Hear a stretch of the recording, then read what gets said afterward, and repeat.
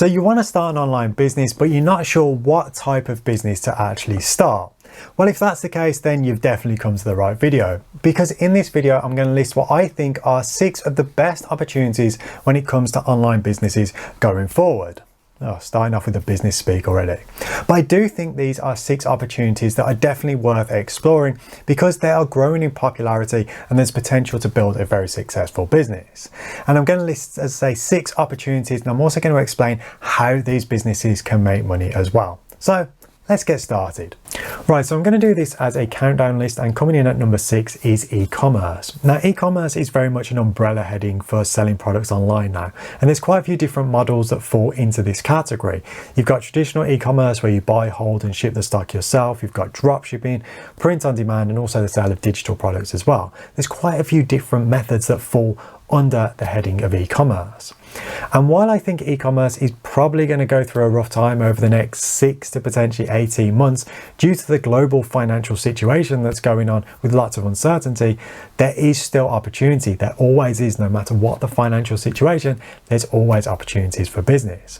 And I think it's going to be the smaller specialist type of business that's providing a better quality product to their audience or their customers that's going to do well in these times, especially if you can back it up with really good after sales service and also potentially offer something that's slightly different to what's on the market, solving people's problems, making life easier for people. There's definitely going to be opportunities in the world of e-commerce. But how do e-commerce businesses make money? Well, of all the businesses I'm going to talk about on this list, these have the narrowest scope of monetization because most or basically all of your income is going to come from product sales, because that's the way e-commerce works. You're selling a product. But there are other opportunities depending on how creative and the type of product you're selling. You could do affiliate marketing. So if you've got a blog on your website, you could potentially promote products that are related to the kind of products you sell. And then you make a commission when somebody clicks through and buys that product. It could be a little side earner for your business.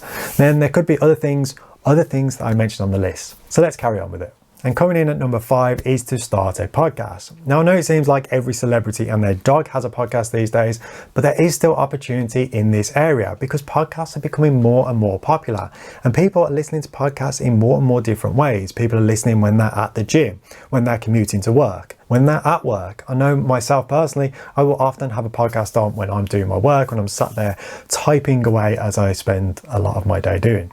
So there is opportunities out there when it comes to podcasts, but a recurring theme that's going to go through all the businesses in this list is the niche. And when you're setting up your podcast, really you need to be in a niche that you know about and are also interested in, because you're going to be talking about it and you're also going to be talking to people about it, because that's generally how podcasts work. You have people on and you have conversations. And another reason why it can be good to go in a niche that you're interested in and actively involved in is because, one, you're going to have an idea of the people that you can invite on your podcast because you're going to be involved in that industry. And number 2, it's going to be easier to market your podcast because you're likely to be involved in Facebook groups, connected with people on LinkedIn, involved with people on Twitter and different things. It's going to be easier to get your podcast out there to the people who are going to be interested in listening to it. And when it comes to doing a podcast, there are a couple of ways you can do it. You can do an audio only podcast where you just record basically the conversation or your audio, and then you put that out on platforms that are specifically for podcasts. But you can also do video podcasts as well. Some people are starting to call them vodcasts, which just sounds kind of weird to me. But this is where you record the conversation. So you record yourself in the podcast, or you record the interaction between you and your guest. And then, in my opinion, this is the better way to do it because it opens up more opportunities as to where you can actually post that content. Because not only can you post it to the podcast networks, but you can also post it to places like YouTube as well, because people are interested in watching these conversations that people have. So I think the video one is the slightly better of the two, just because the more options you get when it comes to basically putting it out there. But how do podcasts make money? Well, there's a few different options out there. One of these is to make money through the platform you actually upload your podcast to. Now, different platforms are going to have different monetization policies. For example, YouTube and Spotify are going to be completely different when it comes to monetization. So make sure you check this out when you're doing the research on the platforms you're going to use for your podcast. But outside of the platform, there are also some good opportunities. One of these is sponsorships. This is where companies sponsor episodes of your podcast. And this can work well for niche podcasts because there's going to be companies out there that want to get their business and also their products in front of their target market, which could be your audience, and they're going to be willing to pay for that privilege. And following on from that could be affiliate marketing. So if you're talking about products or services throughout your podcast, you can leave links to these in your description, unique affiliate links. And when people click through and buy that product or service, you can earn a commission. And another way you can make money from your podcast is via your community. You could create a membership program if you wanted to, where members get early access to the podcast or they get access to exclusive content. You could also do live podcasts as well, where people will actually make donations while you're actually recording the podcast. This is becoming more and more popular. And number 4 is to create an online course. Now, online courses and e-learning have seen massive growth over the past few years, helped in a large part by the pandemic, but they're continuing to grow in popularity. And a large reason for this is a lot of people like to learn when they're at home, they like to learn at their own pace and on their own time as well. It gives them more basically control over their education. But there's a lot of people out there who are put off from creating online courses because of imposter syndrome. But what you've got to remember is you're not creating a degree. In most cases, you're going to be creating a beginner's course because this is going to have the largest target audience. It's also going to be the easiest type of course to create as well. And this is going to be a short course. It's going to be a couple of hours just covering the basic of whatever it is the subject that you know about. And you may find that when you actually start thinking about it, you know a lot more than you think, especially if you've been doing this for a while, whether it's a profession or it's a hobby, and you've been doing this for, I don't know, 5-10 years. You probably know a lot more than you think, and there's stuff you can pass on to people who are just getting started, who would like to be in your position, and you're going to be able to do that by creating an online course and basically teaching them the basics of whatever it is you're going to teach them about. But how do online courses make money? Well, the primary way you're going to make money is through enrollments, people signing up to your online course. But there is other monetization options available. For example, you could do more personalized tuition. You could do one-to-one or small group sessions. And these are likely going to be to students who have been through your course and just want to learn a little bit more, want to pick your brains about things. And you can do these in these kind of sessions, and they can be a great side earner to your course. Another way you can make money is through affiliate marketing. So if you're doing or using specific products or services throughout your course, you can actually post links to these products and services, and when people your students go through and buy these products or services, you can make a small commission. You could also do it where you sell your own products. So if there's products you've created that you use when you're doing whatever it is you're doing, you could create an online store and people could actually go through and buy these products directly from you. Another way you can make money. And number 3 is to start a blog. Now, there's a lot of people out there that say blogging is dead, and these people are just, well, they're just plain wrong. Blogging isn't dead. It's just evolved the same way every business does.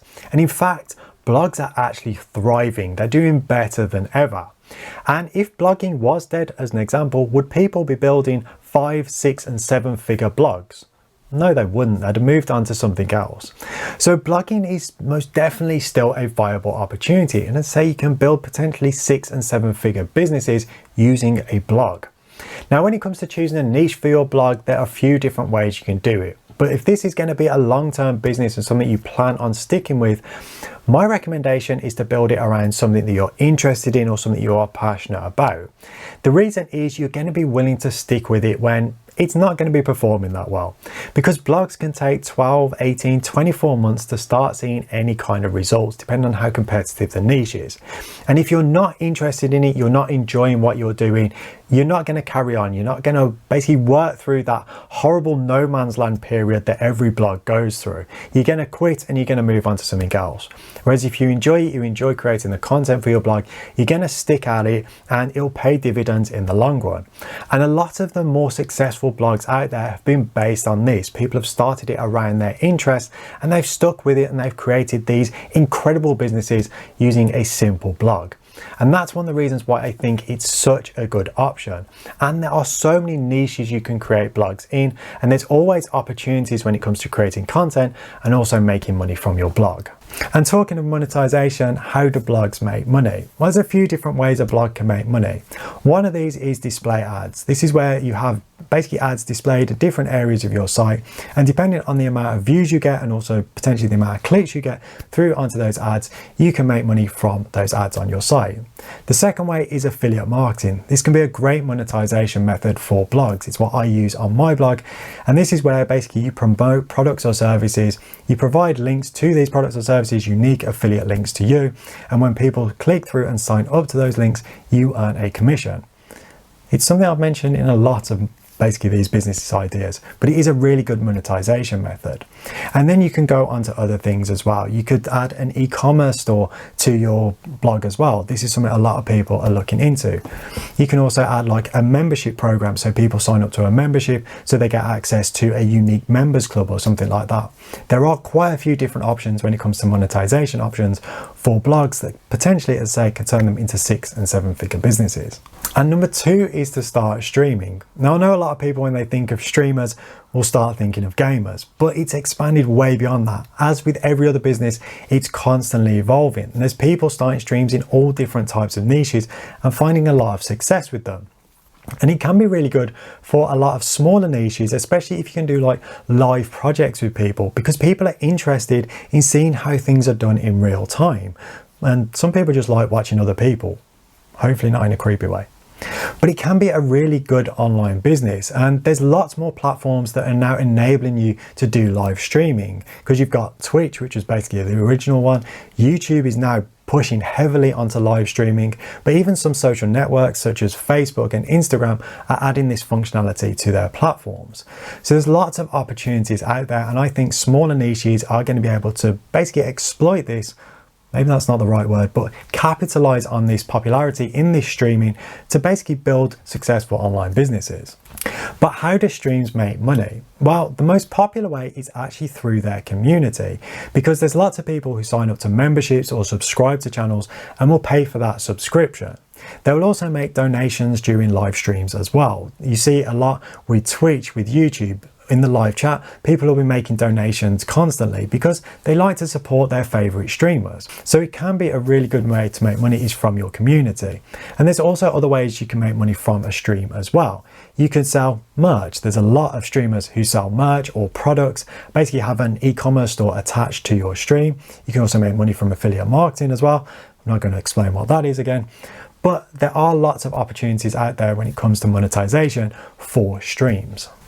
Right, so finally we get to number 1, which is exactly what you're watching right now, which is to start a YouTube channel. And I still think this is the best business opportunity online. And I know there's a lot of people out there who say YouTube's too saturated, YouTube doesn't help small creators. They're wrong. If you figure out and you spend time learning how YouTube works, you can be very, very successful on the platform. And it's a platform that's constantly growing. More and more people are tuning into YouTube to basically find content to either educate them or entertain them. And if you can actually do both, you've got a winning formula there. I don't know whether I've got there yet. But it is a great opportunity, and you can start channels in pretty much any niche you can think of. There's people in really obscure niches who have started channels that are doing really, really well on the platform. There's so many different opportunities out there. And one of the other great things about YouTube is the monetization opportunities. So let's talk about that. So how do YouTube channels make money? Well, the main way that most people think of is ads. This is where you join the YouTube Partner Program. So you get 1,000 subscribers and 4,000 hours watch time in a calendar year, and you can apply to join the program. Now, not everybody gets accepted depending on the type of content that you produce, but a lot of people do. And if you can get monetized on the platform, you can put ads on your videos. So at the start, in the middle, at the end, and you will earn a cut of what YouTube charges that company for that ad. Usually it's around 55% goes to you as a creator, which is a really fair split in my opinion. But there's lots of other monetization opportunities as well. You could promote affiliate products. If depending on the type of channel that you use, you can place links in your description, in comments, and people click through. I'm not going to explain how affiliate marketing works. Again, I've done it enough already. But you can also add e-commerce to YouTube. There's been a recent basically collaboration between Shopify and YouTube. So if you've got a Shopify store, you can actually link it up to your YouTube channel once you've monetized. And that's a great way to make additional revenue through the platform. You can also create online courses that are related to a YouTube channel. There's so many different options when it comes to YouTube. your community. I nearly forgot about that. You can make money directly through your community. You can create memberships. You've got the thank you button that's recently been added. You can also do live streams on it so people can make donations when you're doing live streams. There's so many different options when it comes to monetization on YouTube, which in my opinion makes it one of the best business opportunities online. So those are 6 business opportunities that I think have potential to be successful online businesses, and potentially 5, 6, even 7-figure businesses. Now you are going to have to put the work in with every single one of these business ideas, because none of them are get rich quick schemes. As with every business, you need to put the work in and need to be consistent in working towards it to help grow your business.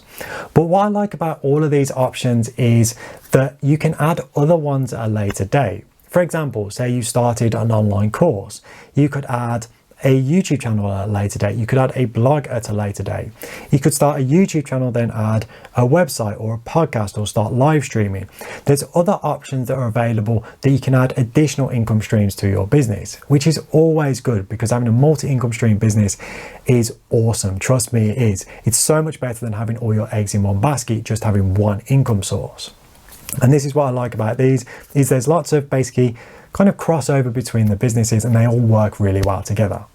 So if this video has been helpful and it's given you some ideas of a business you could start, a like would be very much appreciated. So thank you so much for watching. I really do appreciate it. Stay awesome, and I'll see you in the next one.